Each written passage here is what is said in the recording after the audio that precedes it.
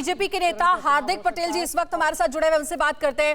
हार्दिक पटेल, किस तरीके की तैयारियां हैं बीजेपी की? क्योंकि कहा यह जा रहा है कि इस बार जरूरी नहीं है कि एक बार फिर से कमल खिलाने में बीजेपी गुजरात में कामयाब हो जाए। आम आदमी पार्टी एक बड़ा चैलेंज लेकर, केजरीवाल आप लोगों के सामने खड़े हैं और कांग्रेस के पूर्व अध्यक्ष राहुल गांधी भारत जोड़ो यात्रा लेकर के लोगों को जागरूक कर रहे हैं, कांग्रेस पार्टी के लिए एक बार फिर से जगाने का काम कर रहे हैं।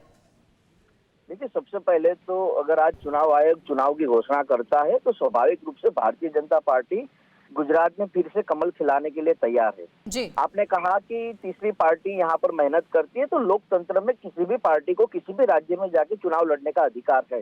लेकिन गुजरात की जनता ने कई वर्षों से नरेंद्र भाई मोदी और भारतीय जनता पार्टी पर भरोसा किया है और ये भरोसा और मजबूत हुआ है क्योंकि नरेंद्र भाई के नेतृत्व में गुजरात के हर एक जिले में हर एक समाज के साथ न्यायिक प्रक्रिया में काम हुआ है। एक बात समझिएगा कि कांग्रेस पार्टी गुजरात में कहीं दिखाई नहीं देती। डिजिटल मार्केटिंग को सीखकर आपके प्रोडक्ट्स और सर्विसेज को दुनिया को बेचना चाहते हैं तो फ्रीडम ऐप को अभी डाउनलोड करें। डिजिटल मार्केटिंग का एक्सपर्ट बने। भारत जोड़ो यात्रा सही है, हर व्यक्ति को चुनावी प्रचार करने का अधिकार है। मैं आपको बीच में रोकना चाहूंगी। आप कह रहे हैं कांग्रेस कहीं गुजरात चुनाव में नजर नहीं आती है। पिछली बार के नतीजे देखिए, बीजेपी को 49% वोट मिला था तो कांग्रेस के खाते में 41% गया था। सिमट कर रह गई थी 100 के अंदर अंदर बीजेपी। इस बार के 150 के लक्ष्य को कैसे हासिल करेंगे? 2017 में बहुत सारे समीकरण ऐसे थे कि कांग्रेस को फायदा हुआ था। इस बार जो समीकरण गुजरात में है वो है भरोसे का समीकरण, वो है गुजरात की अस्मिता और गुजरात के गौरव के साथ जुड़ा हुआ एक समीकरण। और गुजरात की अस्मिता और गौरव की जब बात आती है तो उसमें सिर्फ नरेंद्र भाई मोदी और भारतीय जनता पार्टी ही दिखाई देती है। जिस आम आदमी पार्टी ने ब्रह्मा विष्णु महेश को भगवान मानने से इनकार कर दिया, उस पार्टी को गुजरात की जनता कभी स्वीकार नहीं कर सकती क्योंकि गुजरात की जनता धार्मिक भावनाओं के साथ जुड़ी हुई जनता है।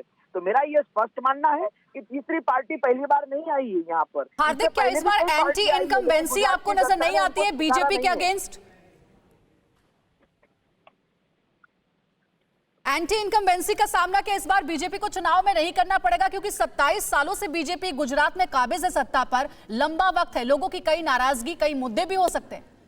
एंटी इनकम्बेंसी की बात तो उत्तर प्रदेश के चुनाव में भी आपने की थी, उत्तराखंड के चुनाव में भी आपने की थी, लेकिन वहां तो एंटी इनकम्बेंसी नहीं दिखाई दी। वहां तो भरोसा दिखाई दिया कि जिस राज्य में गुंडागर्दी को साफ किया उस भारतीय जनता पार्टी के साथ खड़ा रहना है, जिस राज्य के भीतर कानूनी व्यवस्था को ठीक कर दिया उसके साथ खड़ा रहना है। तो भारतीय जनता पार्टी जीती। यहाँ भी आप एंटी इनकम्बेंसी की बात करते हैं, लेकिन गुजरात में एंटी इनकम्बेंसी की बात आती ही नहीं क्योंकि यहाँ तो भरोसे की बात आती है और वो भरोसा है प्रधानमंत्री से नरेंद्र भाई मोदी। चुनावी रण में देखिए तो भरोसा सभी पार्टियां अपने लिहाज से जरूर जताती हैं। जनता किसके साथ जुड़ती है इसके लिए तो इंतजार करना ही होता है। आप हमारे साथ जुड़े हार्दिक, उसके लिए बहुत बहुत शुक्रिया आपका। तो चुनावी रण में जिस तरीके से लगातार बीजेपी और कांग्रेस अपनी तैयारी को लेकर सुनिश्चित नजर आती है, वहीं आम आदमी पार्टी की इस कोशिश में किसको बड़ी चोट पहुंच सकती है, इस पर लगातार हम आगे भी चर्चा करते रहेंगे। लेकिन आज की इस सबसे बड़ी खबर पर टीवी 9 भारतवर्ष की नजर है, जहां लगातार आपको दिखा रहे हैं काउंटडाउन, दोपहर 12 बजे का वक्त, चुनाव आयोग की प्रेस कॉन्फ्रेंस और गुजरात विधानसभा चुनाव की तारीखों का ऐलान।